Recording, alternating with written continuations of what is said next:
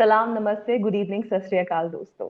हम एक बार फिर हाजिर हो गए नर्चराइज टॉक विद शहर में, और आज हमारे साथ एक खास मेहमान जुड़ी है लखनऊ से। इनका नाम है मिसेस ताहिरा हसन और एक सोशल एक्टिविस्ट है। ताहिरा जी, आपका बहुत बहुत स्वागत है। शुक्रिया।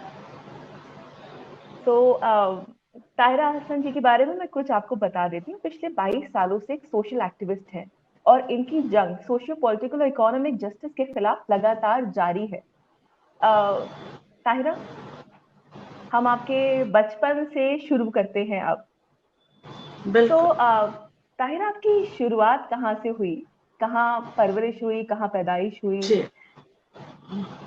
पहले तो मैं बहुत शुक्रगुजार हूँ शहर के इस खूबसूरत प्रोग्राम में नर्चर लाइफ टॉक, जो कॉन्सेप्ट इज ब्यूटीफुल, इसमें आपने मुझे अपनी थैंक बात यू। रखने का मौका दिया। मेरे बचपन की शुरुआत प्रतापगढ़, अवध, एक छोटा शहर है, वहाँ से हुई। और स्कूलिंग भी हमारी हाई स्कूल तक मैंने वहीं प्रतापगढ़ में ही की। और हमारा एक वहाँ सेंट फ्रांसिस कॉन्वेंट स्कूल हुआ करता था, अब भी हम्म। It still exist. तो वहाँ कोएड था, को हम्म। एजुकेशन था। तो एलकेजी और यूकेजी तक तो करीब 30 बच्चे हुआ करते थे हम लोग, लेकिन फर्स्ट और हम्म। सेकंड स्टैंडर्ड तक आते आते हम लोग 12 रह जाते थे सिर्फ। तो वो अच्छा। बॉन्डिंग भी बहुत मजबूत होती थी हमारे बीच में, क्योंकि वो फैमिली फ्रेंड्स के ही हम्म। बच्चे थे, तो जिनके बीच में हम हम्म। मिंगल करते थे। तो जाहिर है वो हम्म। बचपन में वो हमारे घर संडेज को डे स्पेंड करते थे, हम उनके घर करते थे। हमारा घर काफी हम्म। बड़ा था, उसमें हम्म। ऑर्चिड वगैरह भी था, गार्डन था। तो बच्चों अच्छा। को भी अच्छा लगता था जो हमारे साथ के हैं कि हमारे यहाँ आए, और वो अमरूद के और हम्म। शरीफे के पेड़, सब फलों का भी मजा लें और हम्म। खेलें भी। बड़ा बड़ा आंगन होता था अंदर जिसमें हम खेलते थे। तो वो बहुत हम्म। बचपन की यादें बहुत खूबसूरत और अच्छी हैं। लेकिन एक बात मैं शहर बताना चाहूंगी कि हम लोग जी। वेलोग बहुत एलिट फैमिली से थे, लेकिन ऐसा नहीं था हम्म। कि हमारे आउट हाउस जो थे, जिसमें हमारे हेल्पर्स हम्म। रहते थे, हम उनके बच्चों के, ये जी। तो संडे संडे हमारे साथ आते थे, हमारे स्कूल के जो फ्रेंड्स थे। हम्म। और ज्यादातर तो रोज हम्म। तो हम उन्हीं के साथ खेलते थे, वही हमारे फ्रेंड्स अच्छा। होते थे जिनसे हम हम्म। खेलते थे, तो जिनसे बात करते थे।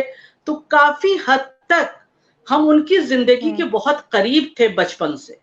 हम देखते थे कि हम्म। क्या हो रहा है, किस तरह के हम्म। डेवलपमेंट हो रहे हैं। वो हमारी जो दोस्तें होती थी, जो हेल्पर्स की हम्म। बेटियां बेटे होते थे, तो हम उनके साथ खेलते थे। तो हम्म। हम एक एक चीज को बहुत ऑब्जर्व करते थे, और उस हम्म। ऑब्जर्वेशन में ही हमने ये देखा जेंडर इनइक्वालिटी को बहुत बचपन से।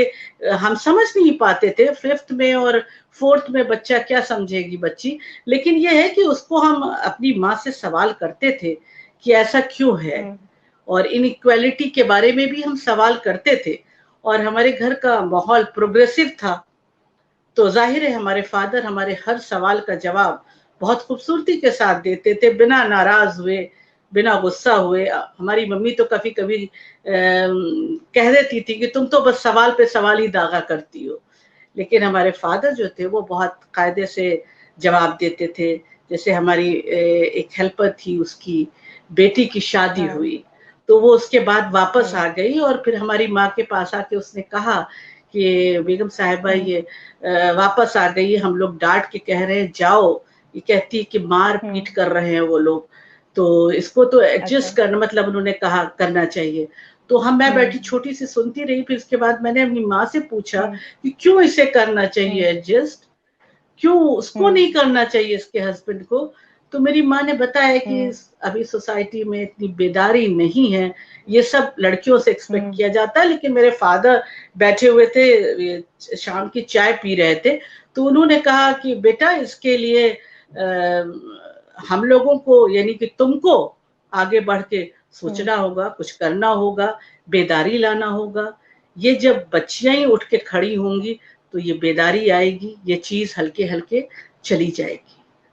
तो तो आपकी बचपन जो की, एक्टिविज्म की शुरुआत है वो आपके घर के प्रांगण से ही हुई, और हाँ आपने देखा कि बिल्कुल आपके आसपास बहुत ज्यादा सोशल डिस्पैरिटी एंड इक्वालिटी है, so you always raising a बिल्कुल, voice against that. तो यस यस ऑफ कोर्स। आप आपके घर का मैं एक सवाल पूछना चाहूंगी। आजकल पेट्रियार्की के ऊपर बहुत ज्यादा बातें हो रही हैं, और जी आपके घर का माहौल कैसा था? वॉज इट एन एस्पिरेशनल माहौल जहाँ पे आपको पूरी आजादी मिली कि बेटों के साथ कंधे से कंधा मिला के चलना चाहिए है, या फिर ये बोला जाता था कि नहीं, बेटी बेटी होती है और बेटा बेटा होता है? नहीं, कभी नहीं, हमने कभी ये सुना ही नहीं। हमारे यहाँ बिल्कुल अच्छा। बराबरी थी। जी बिल्कुल, हमारे अच्छा। भाई बहनों में एज गैप काफी है। तो अच्छा। अच्छा। मैं एक्चुअली माँ बाप के साथ 5th स्टैंडर्ड आते आते मैं अकेली बची थी अपनी मम्मी और हम्म। पापा के साथ। मेरे भाई जो थे वो हम्म। अलीगढ़ चले गए थे एमबीबीएस करने के लिए। बड़े भाई अच्छा। इंजीनियरिंग करके अच्छा। यूके चले गए थे। मतलब इतना गैप था। अच्छा। मेरी दोनों बहनें अमेरिका चली गई थी। तो सब अच्छा। पढ़ाई के लिए, हाँ बिल्कुल, अपनी पढ़ाई के लिए जिसको जहां जाना था, बच्चियों को अमेरिका जिनको जाना वो अमेरिका गई, जिनको यूके जाना यूके हम्म। गए, हमारे भाई अलीगढ़ गए। मैं छोटी 5th हम्म। स्टैंडर्ड में अभी प्रतापगढ़ में हम्म। ही अपने माँ और बाप के साथ रह रही थी और देख हम्म। रही थी। तो कभी हमें महसूस ही नहीं हुआ। और मैंने जैसे पहले भी शहर आपसे कहा कि मैंने कभी जी। मतलब ये डिप्राइवेशन ये जो है ये हम्म। बचपन में था ही नहीं हमारे यहाँ। तो इस तरह की हम्म। फैमिली थी कि जाहिर है कुछ ही हम्म। फैमिलियां थी प्रतापगढ़ में जो इलीट फैमिलीज में मानी हम्म। जाती हैं। तो हम लोग उसमें से जी। वन ऑफ देम थे। जी। तो जाहिर है हमें किसी चीज की कभी कोई कमी का एहसास नहीं हुआ। लेकिन ये हमारे फादर की मैं कहूंगी सबसे ज्यादा मैं उनको इसका हम्म। कंट्रीब्यूशन दूंगी कि वो एहसास दिलाते हम्म। थे। वो बार बार कहते थे जब हम्म। हम लोग खेलते थे अपने उनके अपने हम्म। हेल्पर्स के बच्चों के साथ, तो कहते थे कि हाँ हम्म। बिल्कुल इनसे खेलना चाहिए और हम्म। भी बच्चे जो हैं इस तरह के उनको बुलाओ, उनसे खेलो। क्योंकि जमीनी हकीकत से आदमी को रूबरू रहना चाहिए, वही सबसे हम्म। परफेक्ट इंसान बनता है। वरना जिसने आपकी बिल्कुल। बिल्कुल जड़ों के पास जाता ही नहीं है तो वो उसके अंदर हम्म। वो इंसान इतना अच्छा नहीं बन पाता। वो हमेशा कहते थे पानी हम्म। के बुलबुले की मानिंद रहता है। तो जाहिर है इनके साथ बेशक। जाओ, इनके साथ बैठो और इनसे, वो हमेशा मुझसे हम्म। कहते थे कि तुम इनसे बहुत कुछ सीखोगी। आप बताती हैं कि आपके घर का बहुत लीट माहौल था, और आप, आपके जो हम्म नौकर चाकर थे, उनके बच्चों के हम्म साथ आप खेल कूद के आपकी परवरिश हुई हमेशा। तो आपका क्या अभी भी उनके साथ राब्ता कायम है? आज बिल्कुल आप जिस देखिए। मुकाम पे हैं। हाँ। हाँ बिल्कुल देखिए, जो हमारे सैन फ्रांसिस के दोस्त थे उनके साथ भी है राब्ता, बिल्कुल वैसा ही है। बल्कि आज सर ये हम्म। भी एक कोइंसिडेंट है कि आज उसमें से one of my friend wrong me from Gujarat.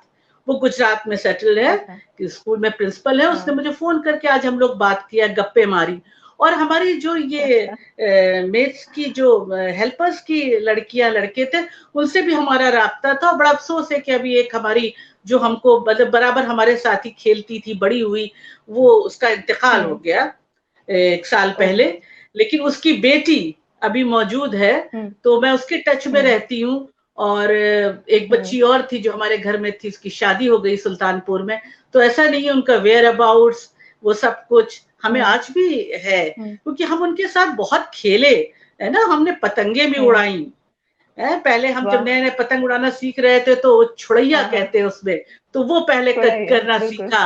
हाँ तो वो हम्म। करते थे हम उनके साथ। और हाँ बहुत वहां खेलते थे, गेम गुट्टा खेलते थे हम्म। उनके साथ हम बैठ के, खूब पूरी दोपहर खेल हाँ। रहे होते थे हम लोग। तो वो बच्चों के साथ हम खुद खेलते थे और उन बच्चों से बहुत सी चीजें निकल के आती थी। जैसे वो पढ़ना चाह रहे बेशक। हैं तो वो बताती थी, बच्ची बताती थी रुखसाना मुझसे कि हम्म। वो हम्म। बीबी क्या करें, वो अब अम्मी कह रही हैं कि बस अब 6 हो गया है, 6 7th क्लास, अब हम्म। तुम्हारी शादी हम्म। देखेंगे। तो जैसे बीबी आप हम्म। लोग पढ़ रही हैं ऐसे हम भी पढ़ना चाहते हम्म। हैं। तो मैं अपनी मम्मी से हम्म। कहती थी तो वो उसकी माँ को बुला के समझाती थी। और हमारे फादर तो बहुत हम्म। सख्ती के साथ कहते थे कि नहीं, इन बच्चों की हम्म। पढ़ाई होगी। और इनको सबको आउट हाउस जो हम्म। हम लोगों ने, हमारे फादर ने, हमारे दादा ने हम्म। बनवाए थे, हम्म। वो आज भी हमने हम्म। लिए नहीं, उन्हीं के पास है सब। उनके हम्म। मतलब पोते पर पोते उन घरों में रह रहे हैं। और सर हमारी जी। बहन जो जी। कजिन है वो अलीगढ़ में, उन्होंने भी अपने जो आउट हाउसेस है वो अपने नौकरों को दे दिए हैं। तो ये हम लोग के कहीं खून में ही है कि हम लोगों को होते हुए सब कुछ ये बताया गया, ये हम्म। सिखाया गया कि आप अपने हम्म। आसपास देखिए उनके बारे में सोचिए। अगर आप उनके बारे में नहीं सोचती हैं और सिर्फ खुद अपने ही बारे में सोचती हैं और क्लब और किटी और पार्टी में ही रहती हैं, तो आप एक मुकम्मल इंसान नहीं। ऐसा माना जाता हाँ है हाँ कि पहले अपने आस पड़ोस के लोगों की जरूरतों को आप पूरा करें, क्योंकि अक्सर ऐसा होता है कि पैंडेमिक के दौर में भी लोग दुनिया जहां के हम्म, लोगों की मुसीबतों को दूर करने के लिए चैरिटीज इकट्ठे कर रहे थे, लेकिन उनके घर के आसपास उनके नौकर चाकरों को परेशानी थी। तो मुझे लगता है वो जो बिल्कुल एक पुरानी कहावत है, चैरिटी बिगिंस एट होम।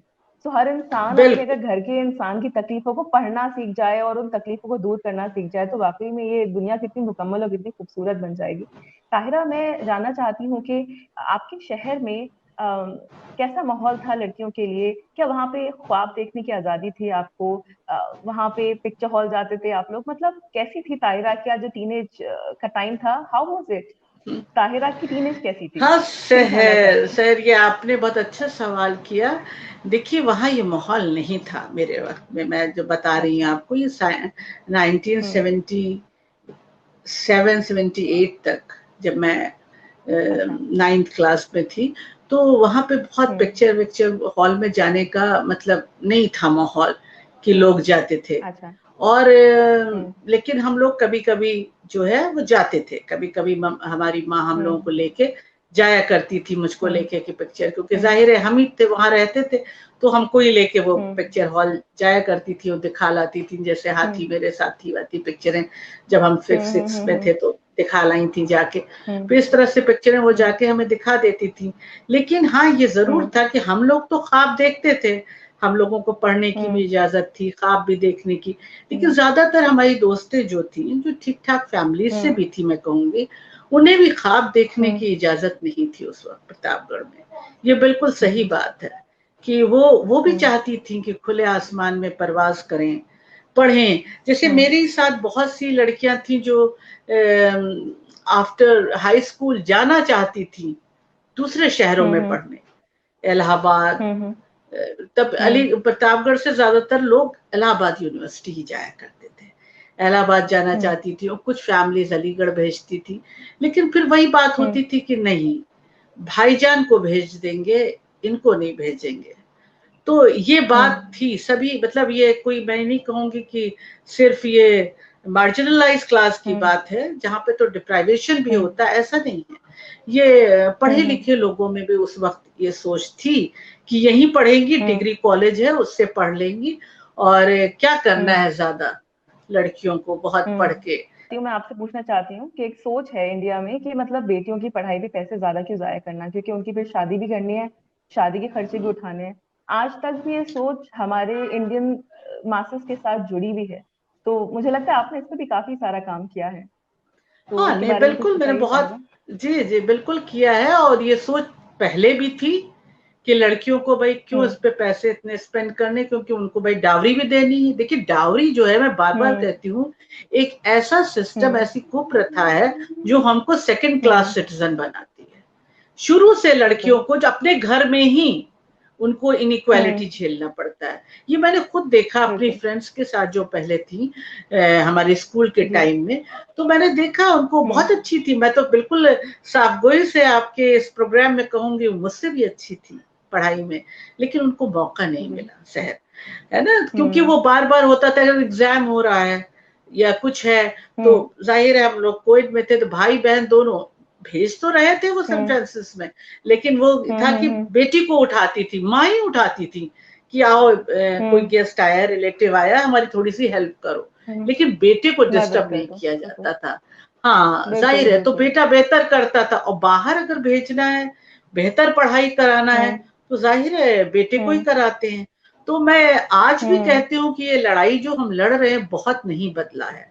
लेकिन फिर भी जो एक टनल बिल्कुल अंधेरी थी, जिस अंधेरी टनल में हम हम्म। दूर से खड़े होते थे तो बिल्कुल डार्कनेस थी, वहां अंधेरा रोशनी, दिखता था, बिल्कुल। हाँ अब रोशनी दिखती है, और रोशनी हल्के हल्के दिखती है। आगे आ रही है। और वो सिर्फ इसलिए बिल्कुल। आ रही है क्योंकि औरतों ने, लड़कियों ने आवाज उठानी शुरू की है अपने हक की, अपने हुकूक की, आगे बढ़ने की, आसमां में, खुले आसमां में, नीले आसमान में परवाज करने की। उन्होंने ये खुद ये आवाज उठाई है। मैं बिल्कुल इसका सारा क्रेडिट उन लड़कियों को, औरतों को ही देती हूँ जो मजबूती से खड़ी होके इसमें आगे आई। कहा आपने, कहा मुझसे कि जो टनल था उसमें हमेशा अंधेरा अंधेरा दिखता था, तो उस टनल में जो आज रोशनी दिख रही है वो उन चिरागों की रोशनी थी। कभी चिराग समझा नहीं गया। हमेशा बेटों को ही बिल्कुल। चश्मे चिराग माना जाता है परिवार का, लेकिन मुझे लगता है कि आज उस अंधेरे टनल में से रोशनी दिख रही है क्योंकि बेटियों ने अपने आप को चिराग का खुद दर्जा देना शुरू कर दिया है कि हम भी कम नहीं। अ, ताहिरा, मैं आपसे पूछना चाहूंगी कि आपकी जो दोस्तें थी उनकी क्या भूमिका रही? क्या आपको कभी कभी देख के उन लोगों को लगता था कि नहीं नहीं, ये लोग अपने ड्रीम्स नहीं जी पाएंगी, शायद मैं भी इनकी तरह बन जाऊंगी? आपका क्या मोटिवेशन रहता था उन लोगों की लाइफ के लिए? आप कैसे उनको बोलती थी कि नहीं, डटे रहो, जियो अपने ड्रीम्स को? क्या था आपका उनके साथ तालमेल? नहीं, मेरा तालमेल, जैसे मैंने कहा था, बचपन से मैं काफी वोकल भी थी और हम्म। सवाल करती थी, क्योंकि उस वक्त इतना आसान नहीं था कि वालिद बिल्कुल से सवाल बिल्कुल। जवाब कर लीजिए हमारे टाइम में, जी। लेकिन मैं करती थी और बड़ा टाइम देख के हम्म करती थी। जब वो शाम की चाय पे हो, कोर्ट से वापस आ गए हो, हम्म। रिलैक्स कर रहे हो, या डिनर जी। टेबल पे हो, तो उस वक्त मैं सवाल उनसे करती थी और बड़ी मजबूती से करती थी कि ऐसा क्यों है। हाँ। तो उनके ही फ्रेंड्स थे हम्म। एक, जो सर्किल में हमने, हाँ। हमारे ही फ्रेंड सर्किल में थे। तो बच्ची जो थी वो हम्म बाहर हमारे साथ की थी, तो जाहिर है वो माई फ्रेंड भी हम्म चाहती थी कि बाहर जाना, वो बाहर जाके पढ़ना चाहती थी, हम्म कुछ करना चाहती थी। और वो हम्म। पोएम्स भी लिखती थी, कविताएं लिखती थी, है अच्छा ना। तो अच्छा वो, हाँ, अच्छा। कुछ वो लिखती थी, तो वो मुझे बताती थी कि बहुत डांटते हैं घर में कि कविताएं नहीं हम्म। लिखनी चाहिए। जो लड़कियां कविताएं अच्छा। लिखती हैं ना, तो फिर उनकी शादी नहीं होती है, बड़ी मुश्किल आती है। कविताएं लिखना अच्छी बात नहीं होती है, कहानी लिखना अच्छी बात नहीं होती है। तो ये चीजें उस अच्छा। वक्त मैं बता रही हूँ बहुत ज्यादा थी लोगों में। मैं कह रही हम्म हूँ लोगों में, हमारे साथ जो फ्रेंड्स थी उनमें बहुत क्रिएटिविटी थी, लेकिन वो हम्म क्रिएटिविटी उभर के आ नहीं पाई। कुछ लोगों में, कुछ ने हम्म असर्ट किया, कुछ फैमिलीज खुद प्रोग्रेसिव थी, तो उन्होंने अपने बच्चियों को, जाहिर है जिनको डांस का शौक था, वो छोटे हम्म शहर में डांस कोई एक हम्म आसान काम नहीं था कि आपको डांस का शौक है, आप कथक और या कुछ करना चाहते हैं तो आप स्टेज हम्म। परफॉर्मेंस दे दीजिए। लेकिन उस दौर बिल्कुल। में भी जब हम हाई स्कूल कर रहे थे 1979 में, तो उस दौर में भी लोगों हम्म ने किया कुछ। ऐसी लड़कियां थी, दोस्तें थी हम्म जो आगे आई, और मैं हमेशा इनकरेज करती थी और हम्म कहती थी कि देखो, सवाल करो, हम्म सवाल करना कभी नहीं हम्म रोकना चाहिए, अपनी बात को हम्म मजबूती से कहते रहिए। जितनी मजबूती से हम्म आप अपनी बात कहेंगे, आज नहीं कल, तो लोग आपकी बात को सोचेंगे। और आप अपना जहन खुद बनाइए कि आपको क्या चाहिए। Hmm you set your goal hmm. And just strive towards your goal. आप सेट करके उसकी तरफ बेशक। बढ़िए। आप मत सोचिए कि हम्म। लोग क्या कह रहे हैं। लोग तो देखिए हर बिल्कुल दौर बिल्कुल। में कहते हैं। जैसे मैं अपना दौर याद बेशक। कर रही हूँ, अब आप लोग हम्म। अभी जब आगे आएंगे तो इस दौर को कहेंगे कि इस दौर में क्या क्या बिल्कुल। आप लोगों ने भी झेला। तो हर दौर में उंगलियां उठती रही है। मेरी माँ बताती थी कि हम्म उनकी दौर में तो और भी हम्म। ज्यादा बुरा हाल था, पाबंदियां थी। और भी, जी। हाँ, और भी ज्यादा पाबंदियां थी। यानी कि वो बाहर नहीं जा सकती, सामान नहीं ले सकती, वो कपड़े के सारे थान घर हम्म में आते थे, वो चूज करती थी, वो बाहर हम्म। नहीं निकल सकती।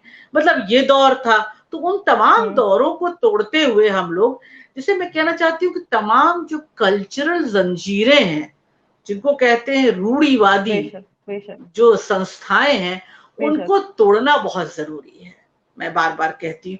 और देखिए, लक्ष्मण रेखा जो है, वो औरत के लिए बिल्कुल। हर दौर में खींची जाती है। ये ऐसा नहीं है कि इस दौर हम्म में जब निर्भया का केस हुआ तो एक लक्ष्मण रेखा खींची गई कि भाई लक्ष्मण रेखा क्रॉस करेंगी तो होगा। हर दौर में खींची जाती है। हम्म। लोग कहते हैं कि बेशक। भाई इनकी बेटी बहुत हम्म ज्यादा आजादी दे दी है, अब देखिए ये हम्म। क्या गुल खिलाती है। तो ये लक्ष्मण रेखा को ही थोड़ी। हमें तोड़ना है, बिल्कुल उसके और ये ऊपर भी एक असॉल्ट परेशानी करना की है। बात है, ताहिरा, ये भी एक परेशानी की बात है कि माँ बाप अगर गाली देते हैं सोसाइटी को बहुत प्रॉब्लम होती है कि इनके थोड़े पर बहुत। उतर दो, इनकी बेटी देखो कैसी है। तो मुझे लगता है कि परिवार के ऊपर भी इतना प्रेशर बिल्ड कर दिया जाता है कि परिवार वाले भी ना चाहते हुए सख्तियां करना शुरू कर देते हैं अपनी बच्चियों पर। तो मुझे बिल्कुल। लगता है ऑन द होल सामाजिक मानसिकता को बदलना एक बहुत बड़ा काम है, जिसपे आप भी लगी हुई हैं, हम सब लोग लगे हुए हैं, शायद वो मानसिकता कभी बदल पाए। ताहिरा, नहीं, मैं अगले बिल्कुल। सवाल पे जाना हम्म। चाहती हूँ। हाँ। हाँ बिल्कुल। मैं जानना चाहती हूँ कि आपके शहर से फिर आप हॉस्टल गई पढ़ने के लिए, आपका सफर नया शुरू हुआ अलीगढ़ यूनिवर्सिटी का, तो वहां पे आपके सफर की नई शुरुआत हुई, उस सफर के बारे में कुछ बताइए हम लोग को। जब आपने नाम लिया अलीगढ़ का तो बिल्कुल वहाँ की लगता है हवाएं और खुशबू हमारे अंदर समा गई, क्योंकि वो मैं मानती हम्म। हूँ कि बहुत बड़ा टर्निंग पॉइंट मेरी लाइफ का था। मैं प्रतापगढ़ से हाई स्कूल करके ही चली गई थी। तब हमारे जी। वक्त में पीयूसी होता था, PUC PMC, pre hmm. Medical course. अच्छा। तो 2 हम्म। साल तो मैं अपने चचा और चची के साथ ही रही। मेरे चचा हेड ऑफ डिपार्टमेंट थे हम्म। सर्जरी के हम्म। जवाहरलाल मेडिकल कॉलेज अलीगढ़ में, और मेरी चची हम्म। विमेंस कॉलेज हम्म। में इंग्लिश की रीडर थी। हम्म। तो 2 अच्छा। साल मेरा उनके साथ रहना हुआ, और उसके बाद हम्म। फिर मैं अपने दोस्तों को देखती थी, वहीदिया जाती थी, सुल्तानिया जाती थी। फिर बड़ा दिल मचला कि नहीं, हॉस्टल में रहना है, हम्म। ये लाइफ जो है जी। इसको। तो मेरे फादर का भी कहना था कि हॉस्टल में रहना हम्म। बहुत जरूरी होता है, वरना फिर घर से जी। घर तो कोई मकसद नहीं है। फिर मैं हॉस्टल में आ गई, तो मेरा शुरुआत न्यू हॉस्टल से हुई। न्यू अच्छा। हॉस्टल में मैं अच्छा। रही। जी। फिर न्यू हॉस्टल से मैं मुमताज जहां एमजे में आ गई, और एमजे हम्म। हॉस्टल में रही। तो वो जो हम्म। पूरा सफर था बहुत खूबसूरत था, क्योंकि मैंने वहां बहुत कुछ सीखा। मैं आपसे के बताना चाहूंगी, शेयर हम्म। करना चाहूंगी। मैंने वहां शेयरिंग हम्म। सीखा, मैंने वहां हम्म। एक दूसरे से किस तरह से एडजस्ट करते हैं रूममेट से, वो हम्म। सीखा। हम्म। मैंने कैसे दूसरों की हेल्प के लिए, देखिए वहां तो घर में तो हम्म। सब चीजें मुहैया थी ना, वहां तो कुछ बिल्कुल। करना नहीं था, बस कहना था, समझना था बस चीजों को। लेकिन हम्म। यहाँ अगर कोई फ्रेंड बीमार हुई, वहां तब मलेरिया बहुत हुआ करता था हमारे वक्त में, तो हम मच्छरों की वजह से जी। मच्छरों की वजह से यूनिवर्सिटी हॉस्पिटल लेके हरियाली बहुत दौड़ते है। थे। हम्म। हरियाली बहुत है। हम्म। तो हमने सीखा कि कैसे हेल्प करना चाहिए, कैसे दूसरों के दर्द में, दूसरों की तकलीफ में, कैसे हमें यहाँ पे वो भी बिना अपने पेरेंट्स के हैं, हम भी हैं, तो कैसे हमको आगे बढ़ हम्म। के उनकी हेल्प करना चाहिए। ये सबसे बड़ी चीज अगर हमने सीखी तो अलीगढ़ मुस्लिम हम्म। यूनिवर्सिटी के हॉस्टल में सीखी। और इसने मुझे लगता हम्म। है एक मुकम्मल, एक मजबूत इंसान बनाया। हम्म। क्योंकि उस दौर में खाना भी, घर में तो ये आप तो हर है। तरह का खाने की जिद करके खाते हैं, वहां का वही खाना फिर आपको अच्छा लगता है, हम्म। आप उसको शेयर करते हैं। आप किसी भी बैकग्राउंड से आए हो, ये अलीगढ़ की खूबसूरती है कि हम्म। आप किसी भी बैकग्राउंड से आए हो, हम्म। आप मिल के वही खाना खाते हैं, वही करते हैं। उसी तरह से रात में वो प्लेट जो होती है, क्या हीटर वाली खुली प्लेट पे चाय हम्म। बनाते हैं, और आपके पास चीनी होती है, चाय की पत्ती आप बगल के रूम से मांगते हैं। मैंने कहा ना शेयरिंग, वो बहुत सी चीजें को बिल्कुल। शेयर करना, और लाइफ को एंजॉय हम्म। करना। कुछ थोड़ा सा होने हम्म। पर भी लाइफ को एंजॉय करना, वो आदमी तब सीखता है। ये बिल्कुल। नहीं कि लोग जैसे होता है आज के दौर में है कि और हो जाए और हो जाए, नहीं, जो थोड़ा हम्म। सा है उसी हम्म। में हमने चाय बनाई, हमने तहरी बनाई, और हमने एक दूसरे को आपस में थोड़ा हम्म। थोड़ा बांटा और एंजॉय किया। तो वो हमने वहां पर बेशक। अलीगढ़ में ये, हाँ बिल्कुल अलीगढ़ में ये सीखा। और अलीगढ़ ने एक हमें बेहतर इंसान बनाने में, मुझे लगता है हम सभी को अलीगेरियंस को किया है। कि आज भी आप हम्म। देखिए अलीगेरियंस चैरिटी में और हर चीज में आगे रहते हैं, क्योंकि जाहिर आगे है आगे रहते हैं। इंसानियत का सबक हम्म। तो उनको उसी हॉस्टल में मिलता है। हमारे सीनियर्स जो हैं वो बिल्कुल मदरली एक्ट करते थे। बिल्कुल हम बीमार हो जाएं तो आना देखना, रूममेट भी हमें सर में तेल भी लगा रही है, हमारे लिए चाय भी बना रही है। तो वो दौर बहुत ही खूबसूरत दौर था। सिर्फ पढ़ाई और नॉलेज नहीं, बल्कि जिंदगी जीने का तर्ज अमल भी उसने सिखाया।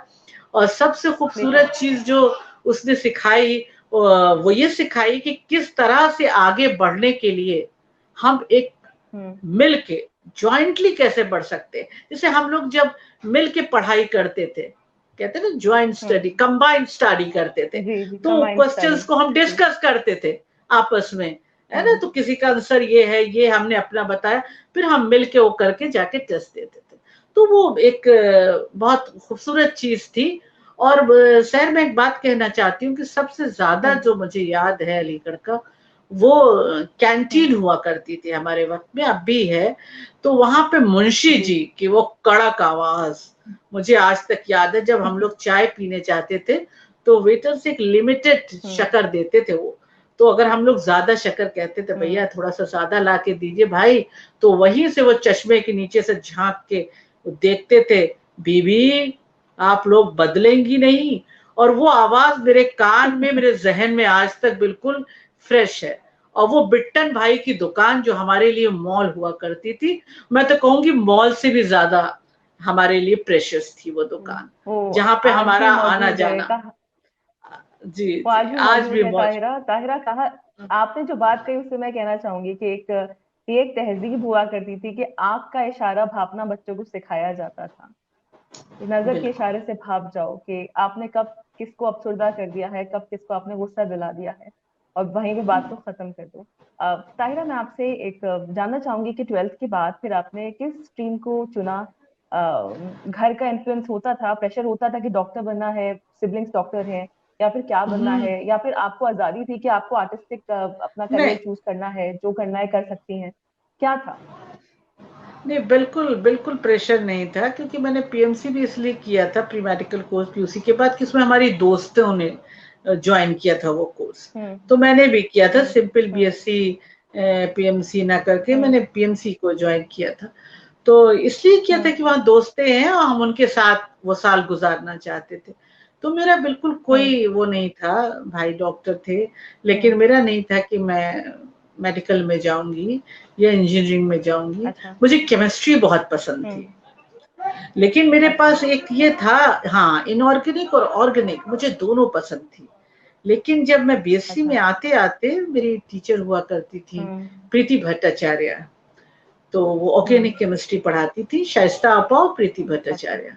तो हाँ, तो अच्छा। मुझे बहुत उनके पढ़ाने से या क्या है, मुझे ऑर्गेनिक केमिस्ट्री की तरफ बिल्कुल मेरा जहन चला हम्म। गया, एंड आई डिसाइडेड नहीं, मैं तो ऑर्गेनिक केमिस्ट्री हम्म। में ही करूंगी। हम्म। फिर मैंने ऑर्गेनिक हम्म। केमिस्ट्री से बीएससी ऑनर्स, फिर एमएससी भी किया। हम्म। और एमएससी में हमें हम्म। और भी अच्छे हमारे टीचर्स, जिन्हें मैं आज भी याद करती हूँ, वसीउर रहमान हम्म। साहब थे, शहाब साहब थे। तो इन लोगों ने हम्म। पढ़ाया केमिस्ट्री हमें। तो वो हम्म। जो केमिस्ट्री लेने का हमारा वो था, वो मकसद यही था कि हमें हम्म। वो सब्जेक्ट पसंद था, तो इसलिए हमने हम्म। लिया। उसके बाद एमफिल की बात आई, क्योंकि मैं पढ़ाई में अच्छी थी शहर, अच्छा। तो मेरे लिए, हाँ, जी। पढ़ाई में अच्छी थी, मेरे प्रोफेसर मुझे बहुत मानते थे, और वो बार बार कहते थे कि तुम हम्म। एमफिल ज्वाइन करो, तुम करो, तुम you hmm. Must do PhD in organic chemistry. तो एक बार मैं सोचती थी, फिर पता नहीं मेरा जहन, हम्म। मैंने कहा ना, बहुत जहन तो कहीं और था। तो वो जहन जो है फिर बीएड की तरफ गया, कि नहीं मुझे बीएड करना है। हम्म। फिर मैंने बीएड हम्म। किया, और बीएड भी लगन से हम्म। किया, बहुत अच्छा हुआ। फिर मुझे ये हुआ कि एमएड का हम्म। ऑफर मिला कि एमएड करो, फिर तुमको यहाँ हम्म। लेक्चरशिप मिल जाएगी। लेकिन मेरे हम्म। जहन में कभी ये आया ही नहीं कि हम्म। मुझे करना है। जैसे मेरी बेटी भी मुझसे कहती है कि कभी किसी ये इस बात का दिमाग में नहीं आया कि मुझे पढ़ाई जो मैंने किया, मुझसे इसको, इससे मुझे अर्न भी करना है। तो ये दिमाग हम्म। में नहीं आया कभी। मुझे ये लगा कि अब मुझे उसी जो से, है कुछ, हाँ। आपकी इसी बात से जुड़ा हुआ मैं दूसरा सवाल पूछना चाहूंगी कि आपने साइंस की पढ़ाई पूरी करी, उसके बाद आपने hmm, post graduate diploma in human rights करा। तो लोग हम्म, अक्सर साइंस की पढ़ाई इसलिए करते हैं कि पैसे कमा सकें और जिंदगी में आगे बढ़ सकें। पैसा कमाना मेन मुद्दा भी होता था, उस जमाने का एक मोटिवेशन होता था, लेकिन उसके बाद आपने अपनी बिल्कुल साइंस की होता था। तालीम लेने के बाद ह्यूमन राइट्स का डिप्लोमा, घर वालों का क्या एटीट्यूड रहा उस वक्त? उन्होंने आपसे सवाल जवाब तो किए होंगे कि अचानक से क्या हो गया, लेकिन क्या ये पहले से हाँ, दिमाग में चल रहा था कि नहीं मुझे यही करना है? क्लैरिटी मिल गई थी आपको? नहीं नहीं, मेरे घर में तो एक बात ये थी कि मेरे पेरेंट्स का ये कहना हाँ। था कि हाँ। वो चाहते थे कि मैं भी पढ़ूं और हम्म। आगे और बाहर जाऊं। उनका ये था कि मैं अच्छा। अपनी अच्छा। स्टडीज को परस्यू करूं। हाँ, हम्म। वो चाहते हम्म। थे कि मैं करूं, हम्म। पीएचडी करूं, ये करूं उसका। हम्म। मेरे फादर अक्सर कहते थे कि बेटा हम्म। पीएचडी करो, इस तरह से सभी भाई बहन कर रहे हैं, तुम भी अपना करके आगे बढ़ो। लेकिन मेरा कुछ हम्म। अलग ही रुझान था, इसलिए कभी प्रेशर उन्होंने नहीं बिल्डअप किया। और मैंने ये पोस्ट ग्रेजुएट डिप्लोमा जो ह्यूमन राइट्स में किया, ये जब मेरी बच्ची 3 साल की हो गई तब किया मैंने। फिर हाँ, फिर मैंने जो मेरी लव मैरिज हुई, शहर गॉट मैरिड पर्सन, तो फिर मैंने लव मैरिज हुई, उसके बाद मैं एक और छोटे से शहर में शादी के बाद गई। मेरे हस्बैंड वहाँ एग्जीक्यूटिव थे फार्मास्यूटिकल में, आजमगढ़, बहुत ही पुराने तौर तरीके का शहर उस वक्त था। ये मैं आपको बता रही हूँ 1989 की बात। तो औरतें आदमियों के साथ बाहर ही नहीं निकलती थी। तो जब हम लोग निकलते थे तो बहुत सी औरतें जो हैं वो एक दूसरे को आके दिखाती थी कि देखो यही है औरत, यही है जो आई है और अपने शौहर के साथ घूमती है ना, तो यही है। और तो हमारे माहौल को पॉल्यूट कर देगी। उनकी सोच हुआ करती होगी, उनको ये नहीं लगता होगा कि हमें ये आजाद कर देगी, लिबरेट कर देगी। ये सोच अगर उस वक्त भी दायरा बनता तो शायद आज हम लोग की जनरेशन तक भी काफी कुछ बदलाव हुआ होता, लेकिन आज भी अफसोस की बात है कि वो सोच गए हैं। तो बिल्कुल फिर वो क्या होता सोच था आप जब साथ निकलती थी? जब साथ निकलते थे हम लोग, जाहिर है हम लोग अपना घूमने निकल गए, तो वो रास्ते में लोग दिखाते थे कि ये देखो यही है वो।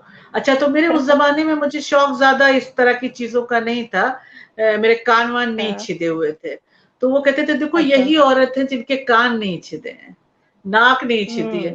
मतलब ये भी एक बात हुआ करती थी कि औरत होके भी इनके नहीं है। तो मैंने जब बेटी मेरी 2 साल की हो गई तब मैंने छिदवाया था अपने कान और नाक, मुझे शौक हो गया। फिर तो मैंने बहुत पहना, शौक होने के बाद रोज ही झुमके झाले पहने। हाँ, तो मैं हर वो चीज करती थी जो मेरा दिल चाहता था। तो उस वक्त भी यही था कि जब मेरा दिल चाहा तो मैंने वो किया, वरना घर में कोई मुझे कभी किसी ने प्रेशर नहीं किया। वरना घरों में तो देखिए लड़कियों के लिए ये होता है कि कम से कम ये तो भाई आप छिदवाइए, नाक ना सही तो कान तो छिदवाइए।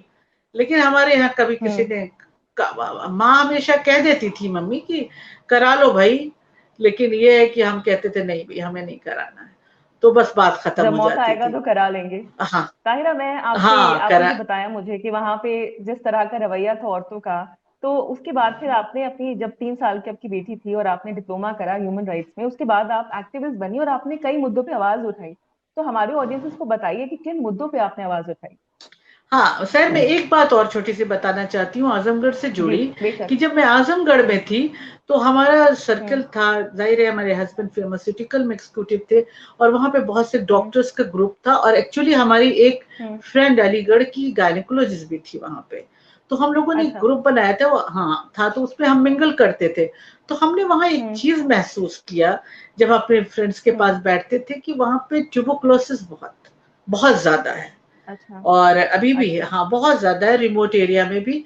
तो लोग जब आते थे डॉक्टर को दिखाने, तो जो डॉक्टर लिखती थी, दवा लिखती थी, तो बेटा और बेटी दोनों को, जाहिर है ये तो कंटेजियस होती है, तो वो जाके दवा जो है वो बेटे की लेते थे, बेटी की नहीं। उन्हें इतना नहीं पता था कि अगर बेटे की दवा लेंगे भी तब भी अगर बेटी की नहीं लेंगे तो वो फैलेगी। तो मैंने उस वक्त अपने उन दोस्तों के साथ मिलके एक अवेयरनेस प्रोग्राम भी चलाया, और वहां ट्यूबरकुलोसिस की दवाएं हम रखते थे ले जाकर डॉक्टर्स के पास, और डॉक्टर्स भी उसमें कंट्रीब्यूट हेल्प करते थे, और वो उनको देते थे कि भाई लो ले जाओ। तो हम लोग वहां रैपर्स फाड़ के देते थे, क्योंकि अक्सर क्या होता था, इतनी गरीबी थी कि वो ले जाके दुकानों पे ज्यादा दे दीजिए तो वो सेल कर देते थे, बेच देते थे। जाहिर। हाँ, रोटी, और जैसे है ना कि रोटी ज्यादा जरूरी है जिंदगी के लिए, तो ये भी एक चीज है। मैंने वहीं से और मजबूती से ये जो अपना एक्टिविज्म है वहां से शुरू किया। फिर उसके बाद जाहिर है मैं गोरखपुर में रही, वहां भी मैंने काफी मुद्दों पे आवाज उठाई, एजुकेशन के मुद्दों पे। मैं हमेशा कॉमन स्कूल सिस्टम की बात करती रही हूँ।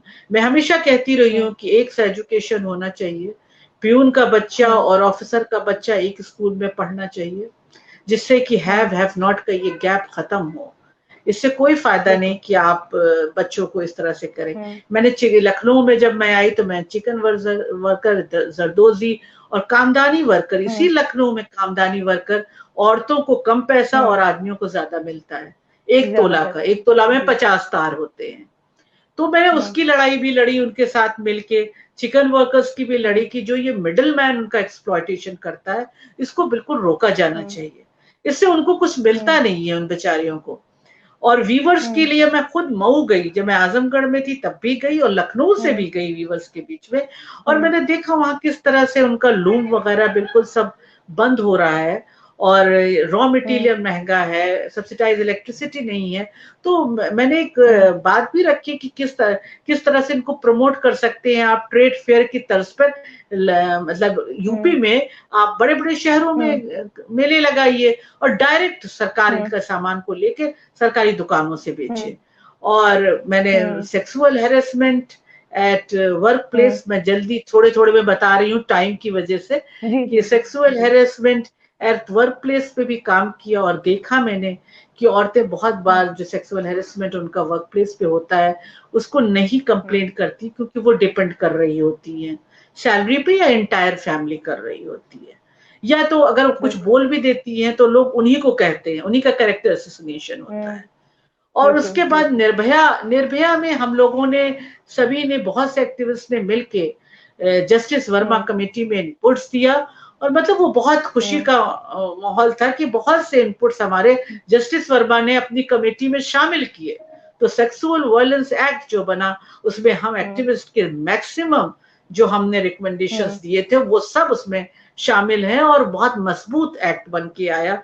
तो हमने इस पे जो रेप वगैरह हो रहा है इस पे भी हम बराबर ये लड़ाई लड़ते हैं, और मेरा मानना है कि रेप जो है पैट्रियार्की में लोग एक वेपन की तरह पैट्रियार्कल सोसाइटी में मैन यूज करते हैं, असॉल्ट करने के लिए डिग्निटी पर औरत की, उसको कंट्रोल करने के लिए, उसको डिसिप्लिन करने के लिए कि देखो तुम ये काम करो जो हम बता रहे हैं, अगर उसके बाद तुम हमसे compete करोगी, शाना बशाना चलोगी, तुम इंजीनियर डॉक्टर पायलट बनोगी, तो यू विल बी पनिश्ड।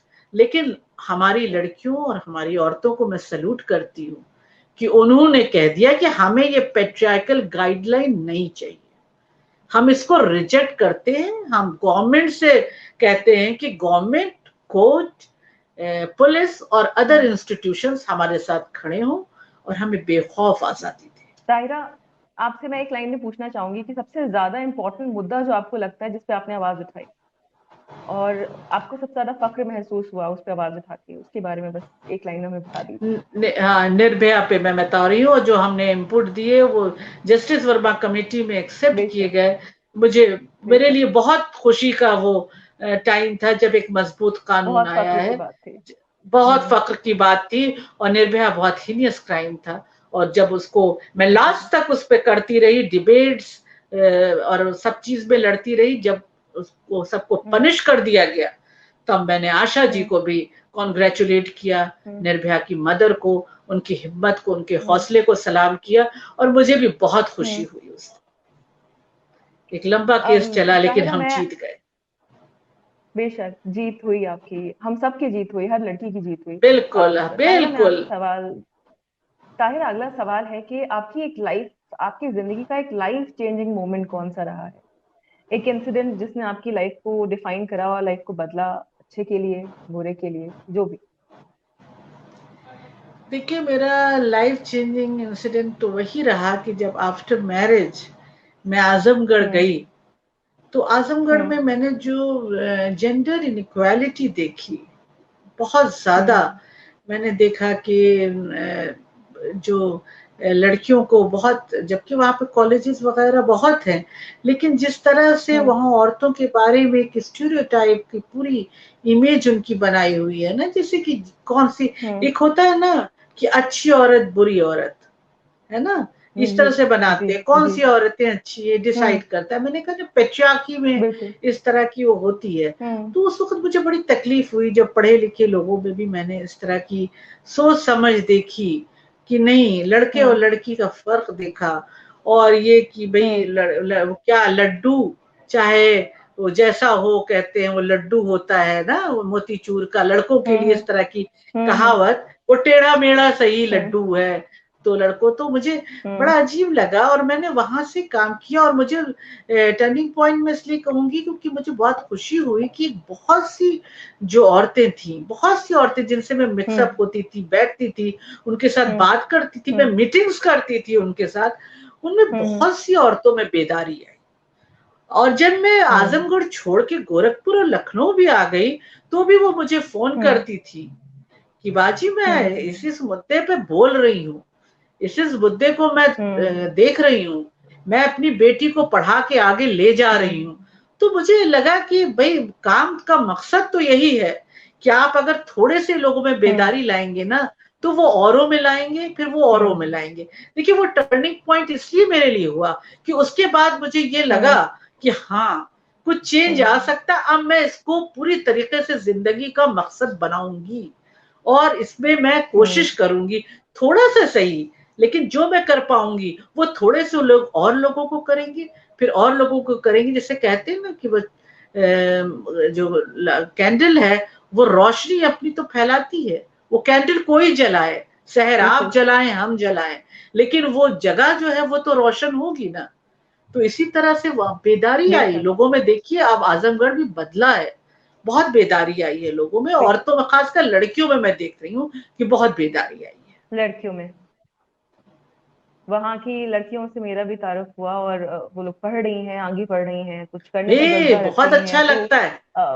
हाँ। ये एक चेन रिएक्शन है। आप लोगों की जनरेशन ने मुहिम छेड़ी और उसका इम्पैक्ट पड़ा उस जनरेशन पर, और उस जनरेशन ने अपने बच्चों को आगे बढ़ाना शुरू कर दिया। बस जी ताहिरा, मैं बहुत एक जरूरी सवाल आपसे पूछना चाहूंगी कि बचपन से आपने एक बहुत अलग माहौल, एक खूबसूरत माहौल देखा जहाँ पे आपके जहन में काफी सारे सवालात आते होंगे और उन सवालों को कभी कभी जवाब ना मिलने की वजह से स्ट्रेस भी बहुत होता होगा, और आपने काफी भीड़-बुन करी उन सवालों के जवाब जानने में इतने सालों में। तो मैं जानना चाहूंगी कि आपका मेंटल हेल्थ पे क्या, what is your opinion on mental health and all these women जिनका आप मुझे बता रही हैं कि जिनको घुटन से पाला जाता है, रखा जाता है, उनसे भी आप हूबहू हुई होंगी। तो क्या मेंटल हेल्थ के ऊपर आप कहना चाहेंगे? देखिए पहले तो मैं आपको बहुत मुबारकबाद देना चाहूंगी कि आप और सोसाइटी भी आपको मुबारकबाद देगी, क्योंकि आप एक बहुत अहम इशू मेंटल हेल्थ जो बिल्कुल स्टिग्मा उसके साथ है, उसमें कोई बात ही नहीं करना चाहता, उसको आप लोग कर रहे हैं। मेंटल हेल्थ को रिकॉग्नाइज करने का टाइम आ गया है। बाहर तमाम मुल्कों ने कर लिया है, हमें करना है। मैं बताती हूँ प्रतापगढ़ में मैं जब थी, फिर मैं लौट के उधर ही जा रही हूँ, तो मैं मेरे ख्याल से पीयूसी कर रही थी, जो लौट के आई तो हमारे घर के बगल में कानून गो साहब रहते थे, तो ये पता चला कि भाई उनकी बेटी के जिन्नात आ रहे हैं। तो भाई क्या हो रहा है, वो रोने लगती है बैठ के और बहुत रोती है, बहुत रोती है। तो कह रही जिन्नात आ रहे हैं, उसको वो दुआ और ये सब किया जा रहा है। तो मैं उस वक्त तो देखिए बहुत नहीं समझी, मेंटल हेल्थ का प्रॉब्लम हमारे यहाँ था, मतलब उसको रिकॉग्नाइज ही नहीं था, कोई उसको देखता लेता ही नहीं था कि डिप्रेशन भी कोई चीज है, कोई चीज एंजाइटी भी है, कुछ था ही नहीं। बाहर के मुल्कों में तो अब तो खैर बहुत है, पहले भी था। तो मैंने सोचा कि क्या है जिन्नात, तो कुछ होता नहीं। हमारे फादर कहते थे कि ऐसा नहीं सोचना चाहिए, ऐसा कुछ नहीं है, डराने के लिए होता है, ऐसा कुछ नहीं। तो अगर ऐसा नहीं है तो ये रो क्यों रही है इतना, है ना। तो मेरे जहन में ये सवाल आता था। अब मैं उस सवाल का जवाब अब मेरे पास है कि वो डिप्रेशन में थी, क्योंकि वो वापस आ गई थी ससुराल से and she was going through a depression. लेकिन डिप्रेशन के लिए कोई कहना नहीं चाहता था, उसको पागलपन कहते थे, यू नो। कोई डिप्रेशन का कोई कॉन्सेप्ट नहीं था उस वक्त। और मैं तो कहती हूँ आज भी शहर, आप लोगों से बात कीजिए, मैं नाम नहीं ले रही हूँ, बहुत से लोग ऐसे हैं जो मैं जानती हूँ। और दिल्ली में भी हमारी एक फ्रेंड है, बहुत अच्छा, she is doing very well, लेकिन वो पढ़ी लिखी है तो अपनी बेटी को दिखा रही है, कंसल्ट कर रही है डॉक्टर से। लेकिन बहुत से लोग ऐसे हैं जो आज भी इसको रिकॉग्नाइज नहीं करते हैं और बहुत बुरा मानते हैं अगर आप कह दीजिए कि भाई आप डॉक्टर को कंसल्ट कीजिए, ये मेंटल हेल्थ एक इश्यू है, एक प्रॉब्लम है, मेरे साथ हो सकता है, आपके साथ हो सकता है, किसी के साथ हो सकता है। इस पैंडेमिक में तो मैं कहती हूँ बहुत से लोग ऐसे हैं जो मेंटल हेल्थ के प्रॉब्लम से गुजर रहे हैं, उनको जरूरत है कि इस तरह से मेडिकल असिस्टेंस की जरूरत है। अगर नहीं किया गया तो यही आगे जाके कितने बुरे फॉर्म में आ जाता है, ये आप भी जानती हैं। इसको कहने से भी दिल वो होता है कि लोग, यंग लोग किस तरह से सुसाइड तक कर लेते हैं। तो इसको रोकने के लिए मुझे लगता है कि हम सबको आगे आना होगा। मेंटल हेल्थ के इशू को बहुत स्ट्रांगली एड्रेस करने की जरूरत है। अवेयरनेस प्रोग्राम चलाने की जरूरत है। लोगों को बताने की जरूरत है कि ये किसी को किसी वक्त हो सकता है, और इसके लिए ये जरूरी नहीं है कि अगर आप डिप्राइव हैं तभी होगा ना, ये जरूरी नहीं है। जिनके पास सब कुछ है उनको भी हो सकता है। तो ये मेंटल उसकी प्रॉब्लम है, इसको आप देखिए कि किस तरह से है और इसको समझना होगा। और जब तक कि ये अवेयरनेस हमारे लोगों में नहीं आएगी तब तक बहुत मुश्किल है। छोटे शहरों को तो छोड़ दीजिए, अभी बड़े शहरों में भी लोग तैयार नहीं है मेंटल हेल्थ के इशू को मानने के लिए, इसकी ये प्रॉब्लम एग्जिस्ट करती है। तो इसको तो हमको बिल्कुल बहुत उस बड़े पैमाने पे इसको ले जाना होगा और लोगों तक इसको पहुंचाना होगा। मैं सोचती हूँ अब ये सबसे बड़ा काम हमारे सामने चैलेंज यही है कि इसको हम बहुत मजबूती से उठाएं।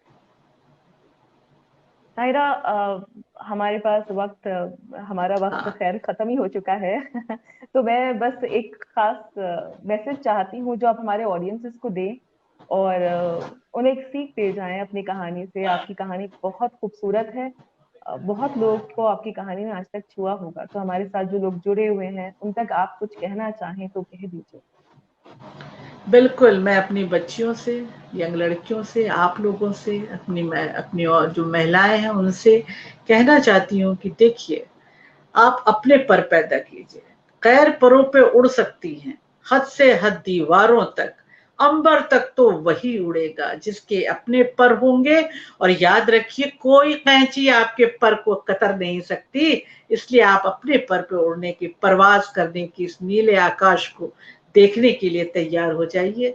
और आप में बहुत हिम्मत है, बहुत जज्बा है, आप बदल देंगी समाज को, मुझे पूरा यकीन है, और खूबसूरत बना देंगी। शहर आप जैसे जितने भी यंग हमारे अब लोग हैं, वो इस सोसाइटी को बहुत खूबसूरत बनाने वाले हैं। मुझे पूरा यकीन है आप लोगों की हिम्मत पर, आप लोगों के जज्बे पर। बहुत बहुत शुक्रिया ताहिरा, हमारे मंच पर आने के लिए, अपनी इतनी सारी बातें बताने के लिए, अपनी इतनी इंस्पिरेशनल जर्नी को हम सबके साथ शेयर करने के लिए। और हम आगे भी आपको बुलाएंगे अपने मंच पे। और एक बार फिर नर्चर लाइफ टॉक्स की तरफ से मैं आपको बहुत बहुत शुक्रिया अदा करती हूँ। शुक्रिया ताहिरा। शुक्रिया सर, और नर्चर लाइफ टॉक का भी खूबसूरत प्लेटफॉर्म ये आपने मुहैया कराया है। आप आगे बढ़ें आप लोग, और इस तरह से आगे लेके इस प्रोग्राम को बढ़ते रहिए। औरतों में जज्बा और हिम्मत पैदा करती रहिए, बस हम यही चाहते हैं। आप लोगों को ऑल द बेस्ट। शुक्रिया।